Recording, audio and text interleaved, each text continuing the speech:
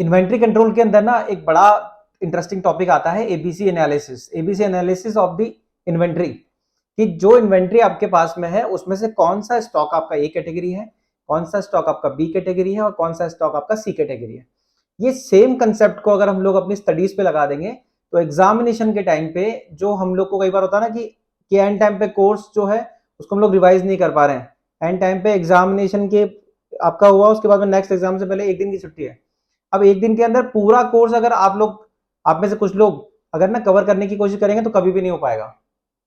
तो ABC analysis आपको help करेगा आपकी स्टडी को, आपके जो सब्जेक्ट है और उन सब्जेक्ट के अंदर भी जो आपके अलग अलग टॉपिक है और उन टॉपिक में भी जो आपके बुलेट्स हैं अलग अलग, उनको कैटेगराइज करने में। सो एबीसी एनालिसिस के अंदर ए कैटेगरी वो होती है जिसका वॉल्यूम कम होता है बट जिसका वैल्यू ज्यादा होता है। हमारी स्टडीज के हिसाब से बात करें तो क्या ए कैटेगरी वो हुआ जो ऐसे टॉपिक्स जिनका एग्जाम के अंदर ना वेटेज ज्यादा है लेकिन जिनको पढ़ने में टाइम बहुत ज्यादा नहीं लगने वाला है, ऐसे सारे टॉपिक्स आप आइडेंटिफाई करते जाइए अभी आपकी स्टडीज के दौरान ही कि these are the A category of my study.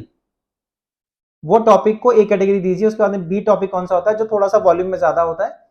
ना इन्वेंट्री के केस के अंदर, और उसका वैल्यू भी ए से कम होता है, उतना सिग्निफिकेंट नहीं होता है, वॉल्यूम में थोड़ा ज्यादा और उसके अलावा वैल्यू के अंदर भी ए के बराबर नहीं होता है, ए से बहुत ज्यादा कम होता है कंपैरेटिवली। तो ऐसी कैटेगरी को हम बोलेंगे बी। तो ऐसे टॉपिक्स जो एग्जाम्स में आ जाते हैं कभी कभार या जिनके आने की प्रोबेबिलिटी ए वाली कैटेगरी की आधी ही होती है या उससे भी कम होती है, उन कैटेगरी को आप दीजिए बी कैटेगरी, जो है रेलिवेंट, थोड़े से इंपॉर्टेंट भी है लेकिन उस टाइम पे रिवाइज करने जितने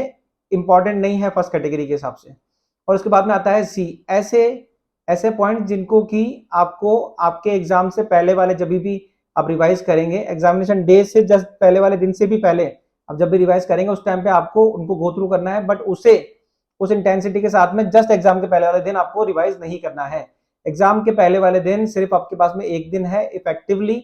सिर्फ आपके पास में एक दिन है, 1.5 दिन है, उसके दौरान सबसे पहले कवर कीजिए आप आपकी ए कैटेगरी जिसका है ना कंपैरेटिवली वॉल्यूम कम है लेकिन उसका वेटेज ज्यादा है। उसके बाद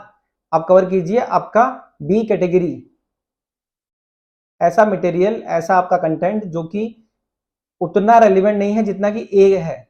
उसके हिसाब से आप उसको स्टडी कीजिए। और लास्ट में अगर आपको टाइम बचता है, अगर आपको लगता है कि नहीं अभी मेरे पास में टाइम है, ए के ऊपर मेरा होल्ड हो गया है, बी पे मेरा होल्ड हो गया है, तो उसके बाद में फिर आप सी कैटेगरी को लीजिए और उसमें भी अगर आप अलग से डिफाइन कर पाए तो उसके अंदर भी आपको जो है सेलेक्टिव करना चाहिए। तो अपना टाइम किसी एक चैप्टर के अंदर ए बी सी तीनों टाइप के कंटेंट को पढ़ने के अंदर एंड के अंदर आते आते पता लगा एक दिन कंप्लीट हो गया लेकिन मैं अपने उस सब्जेक्ट को पूरा कवर नहीं कर पाया और अब मेरे दिमाग के अंदर ये डाउट क्रिएट हो गया कि मुझे याद भी है कि नहीं, वो 4 चैप्टर जो मुझसे स्किप हो गए वो मुझे एक्चुअल में याद है क्या है या नहीं। इस सेल्फ डाउट से बचने के लिए सारे चैप्टर की एक कैटेगरी को एग्जाम के एक दिन पहले अच्छे से रिवाइज कर लीजिए। एग्जाम के पहले वाला एक दिन सिर्फ और सिर्फ रिवीजन के लिए है और वो भी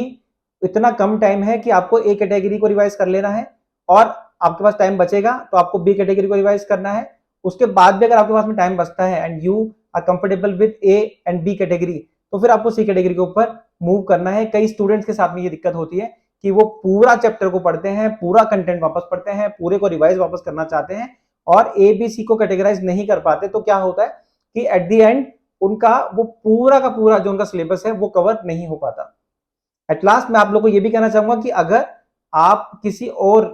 अप्रोच के अंदर कंफर्टेबल है तो आप उसको चूज कीजिए। एग्जाम के जस्ट एक दिन पहले अपनी अप्रोच को किसी के भी कहने पे चेंज नहीं करना है।